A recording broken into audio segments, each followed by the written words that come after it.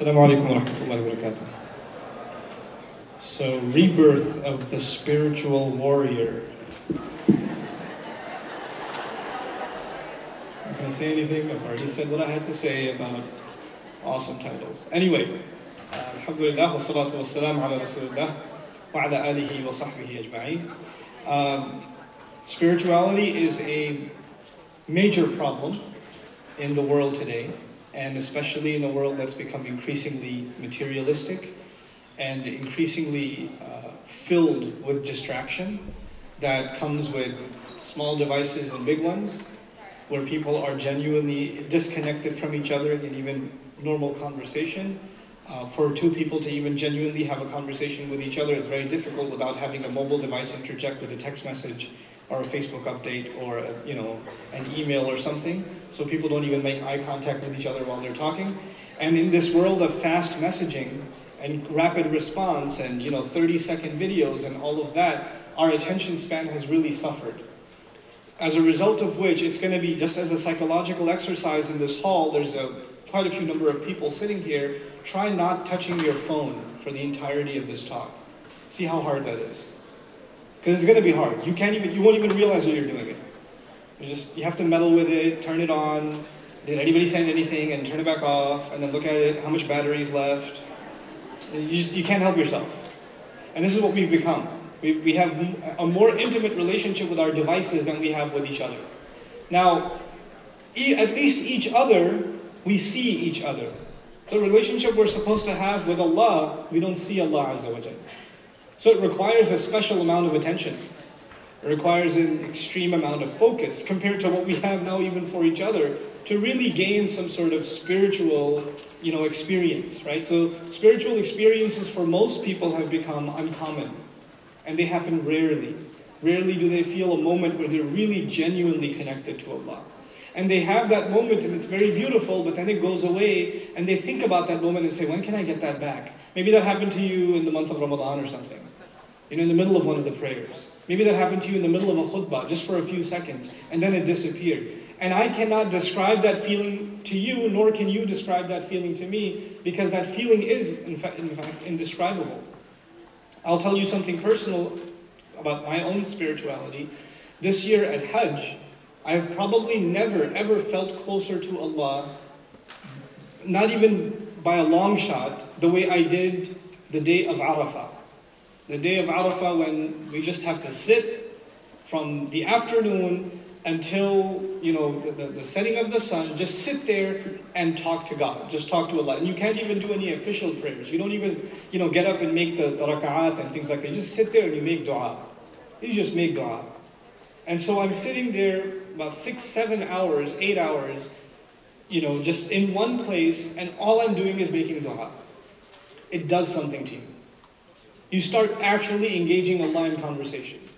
Those du'as stop becoming artificial words that you've memorized, and you're reiterating the ones that you've learned since childhood. The ones that your parents made you memorize. They don't just become that. They become actual words you're dealing with Allah with. And they start becoming a reflection on yourself. The tears start rolling down your eyes and you can't even stop them. You start apologizing to Allah as though you can see Him, even though you can't. And this is a real spiritual experience, and at the heart of that experience is a conversation with Allah. I started this talk with how we don't even have genuine conversation with each other anymore. You recall, just a few seconds ago? I brought that up because at the heart of spirituality is the slave of Allah, the servant of Allah, engaging in conversation with Allah, a conscious conversation, not a whatever conversation. Not a whatever conversation. Not an artificial conversation. Let me give you an example of an artificial conversation. Assalamu alaikum, how are you? I'm good, how are you? Good. Completely artificial. You may not be doing well at all. You say, good, pretty good, pretty good. Because you don't feel connected enough to this person to let them know how you're really doing. So you stick to the generic, pretty good, alhamdulillah, it's okay. But if someone I love, someone I trust, someone I know I can talk to, someone I know will not tell my problems to others, someone I know whose advice is going to help me calls and says, how's it going? I was like, not good, bro. I need to talk to you. We need to talk. I've got the serious issue, I just need to hear what you have to say about it. Wouldn't that happen? That is the kind of conversation we're supposed to have with Allah. We need to, if we're going to engage in real spirituality, we have to actually go beyond the artificial. SubhanAllah, SubhanAllah, SubhanAllah, SubhanAllah.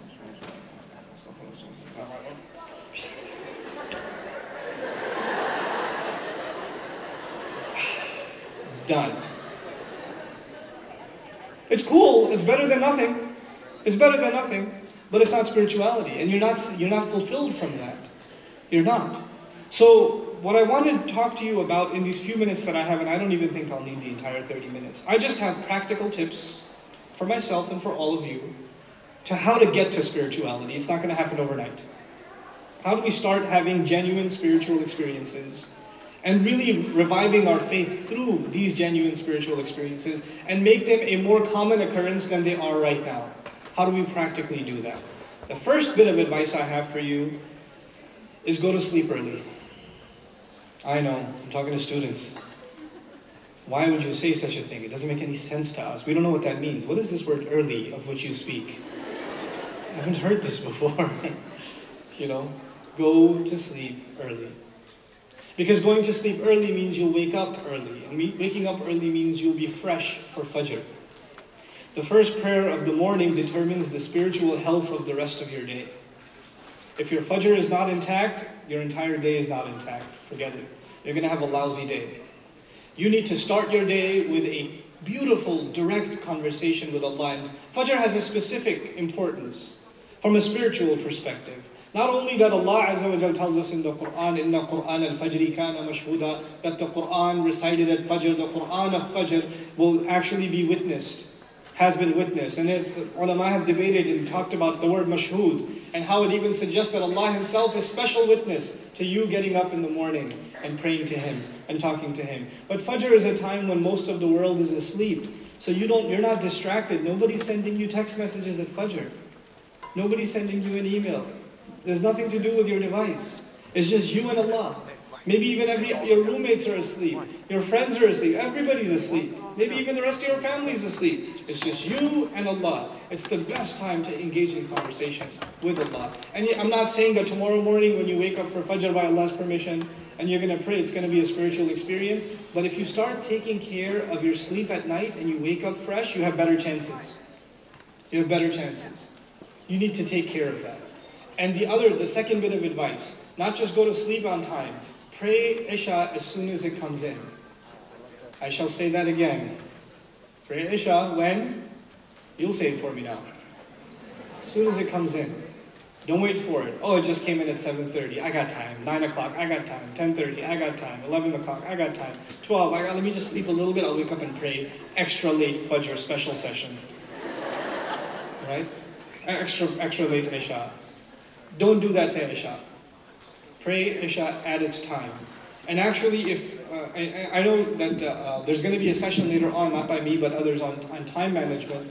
I'm not going to give you a session on time management, but spiritually speaking, in the sense of spirituality, if you can really work on marking down your time for the evening prayer, the Isha prayer, and therefore fixing your Fajr prayer, then you are on the road to spiritual success. You are well on that road.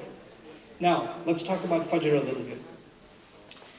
What you need to do as students, I'm not giving you heavy, lofty goals, like have khushu' in every word you recite, have full concentration and cry in every word you recite. You're not going to get there anytime soon. It's okay.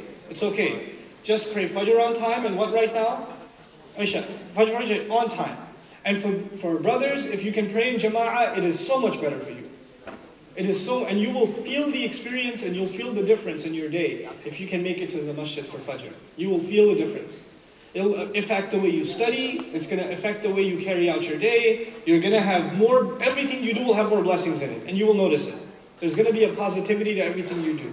It's textured by that Fajr prayer. Now, the thing you want to do little by little, your minds are fresh right now, and I know you don't think so, but you have a lot of free time.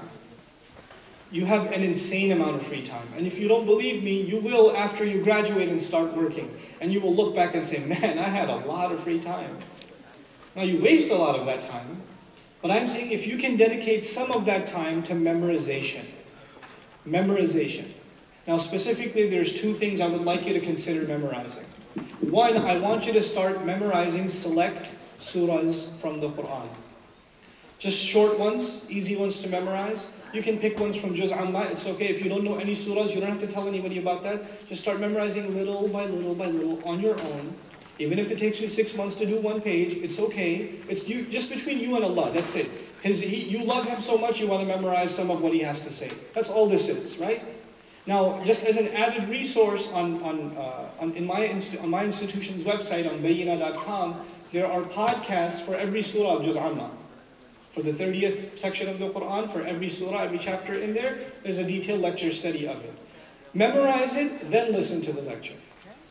And if there are other teachers, other scholars, other videos out there that are describing those surahs, listen to that. Why? Because now what you've memorized, even if you don't know Arabic, if you've memorized it and you've heard a detailed explanation of it, you don't just have a parrot-like relationship with these words, you know something about the depth, the wisdom, and the guidance in these words. So you have a real relationship with these words, and that's my motivation for putting the podcast up is that, for Juz Amma particularly. Because most people will memorize something from that, at least they have something that they can listen to and say, okay, that's what this is talking about. Now what happens is when you recite the surah, if you can't even concentrate, at least you try to remember what was said about the surah or something. It's more concentration than you had before. It's more than what you had before. At least now, when you're standing there and praying and you're looking down at that really creative musalla rug that you bought, you're not wondering about this one going, this turny thingy going that way and this one going 3, but this one's 4. Why is that? It's asymmetrical, and and while you're in sajda, you're trying to fix it, and so at least you're not doing that.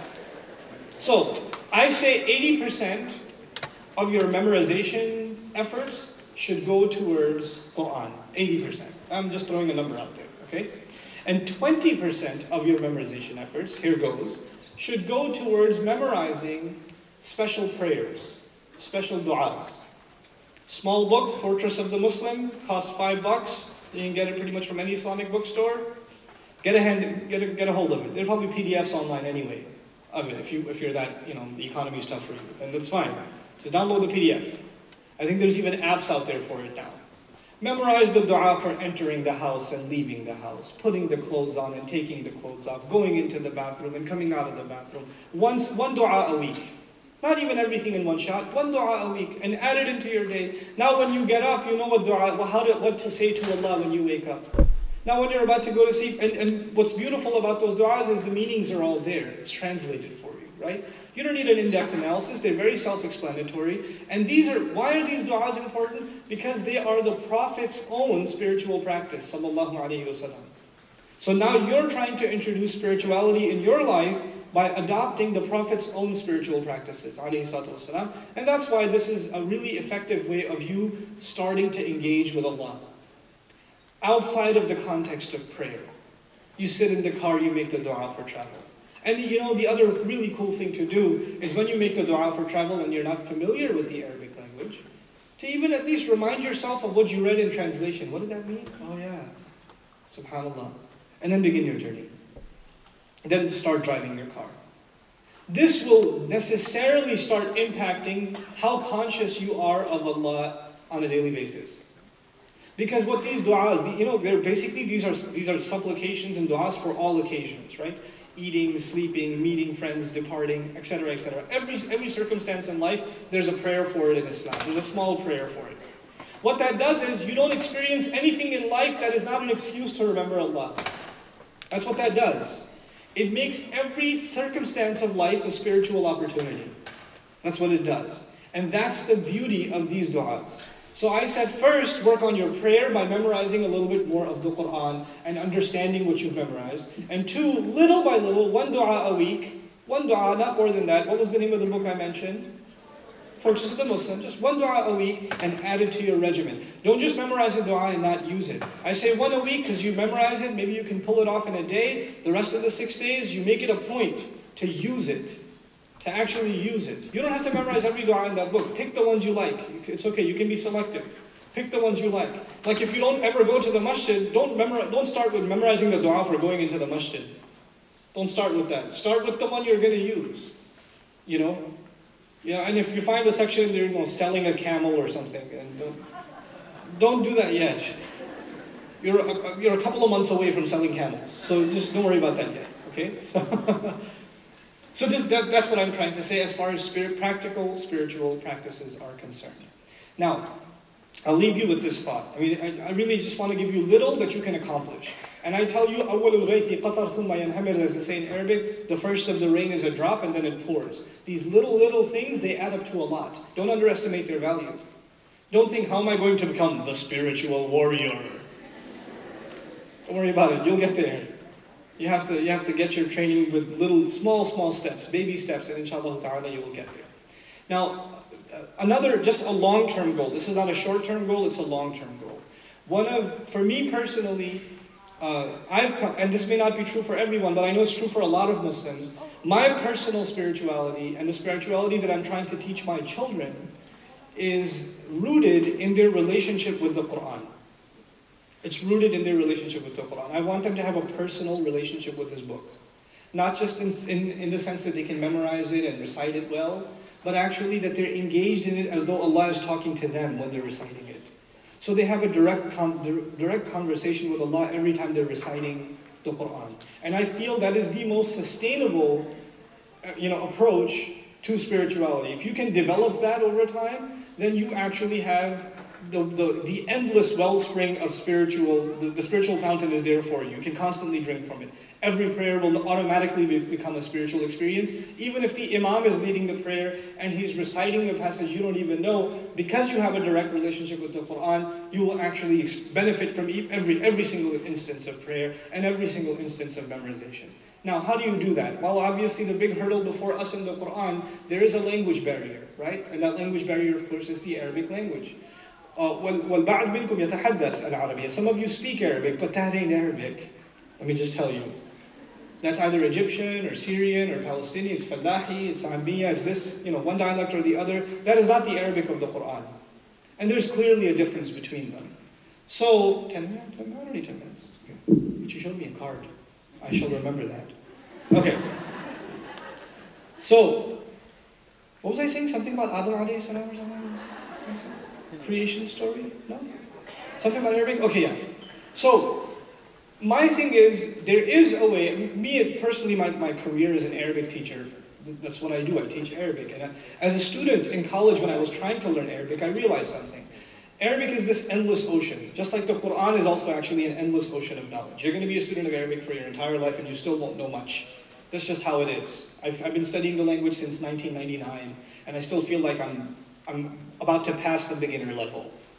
I feel like that, But regardless, there is a minimal level of Arabic you can learn with very little effort that can get you functional with the Quran. It is possible. It is possible. And it doesn't require a lot of time from you. It requires maybe 10, 15, at the most 20 minutes a day. At the most. And not even every day. Maybe 3, maybe 4 days a week. 15 to 20 minutes a day, 3 to 4 days a week. And I believe in that philosophy, so I decided to experiment with that philosophy with my daughter. I mean, children make the best test subjects and they're available. You don't have to pay them. So my eldest daughter, Husna, I started teaching her Arabic about 15 minutes a day. And it's not Arabic reading the alphabet. She's past that point. Having her understand the Arabic grammar as it applies to the Quran so she can make sense of the text little by little by little. That's what I started doing. My agenda was I'm going to teach her that way for 2 years, but it'll just be 15 minutes a day. I've been doing that for 6 to 8 months now. Alhamdulillah. You can check out her progress. And I recorded the session because I wanted other people to benefit from those lessons too.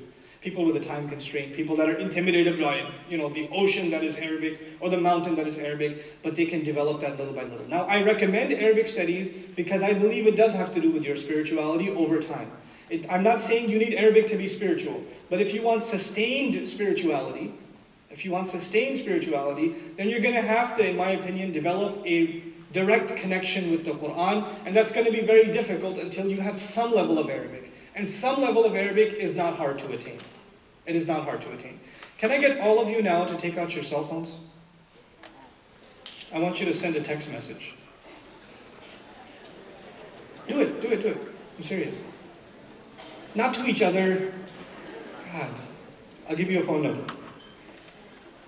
I want you to first write the text message. The text message is your email address. The text message is your email address. Your phone's dead? You are so missing this party.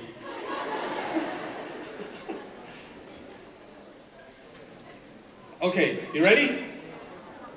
Yeah, fat fingers and iPhones don't work together. Come on, type your email address. Here's the number.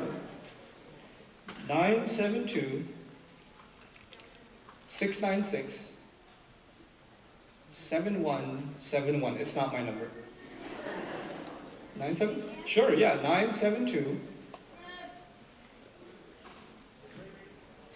696 7171. Say that, repeat. Free? You'll find out. Okay. So here's what it is. I came to this MSA, this is the last talk I'm giving here. I'm heading back, inshallah. I'm cutting down on travel personally. I used to travel quite a bit to conduct seminars and classes, and I haven't been very much involved in the MSA scene. I've been out of it for some time, but I've decided to at least give some time to MSAs, and this is actually probably the only MSA conference that I've agreed to in the last couple of years. So I'm really happy that I got the chance to come. I'm very happy that I got to have some conversation with you guys. And on behalf of the organization that I'm from Bayina, I want to actually extend a gift to you, which is this text message that I'm sending you. Some of you already received the email. It's basically the first few lessons I teach my daughter, and I want you to experiment with it. See if you can do it. And if you can, good for you. If not, it's all good. But do remember the main advice I gave you today. Try to remember that. Make Fajr and Isha a priority, number one. What was number two? What was number two? Memorize some Quran and listen to what? Listen to what? Lectures, explanations of what you're memorizing. That's going to be important. And what was number three? What was number three? What was that book again? Fortress of Muslim. Some main prayers that you're going to be using, some main du'as that you're going to be using every day. Inshallah, that will bring a lot of spirituality into your life. Thank you so very much for listening, and I'm really glad for the hospitality and the wonderful comments and questions I received. Assalamu alaikum.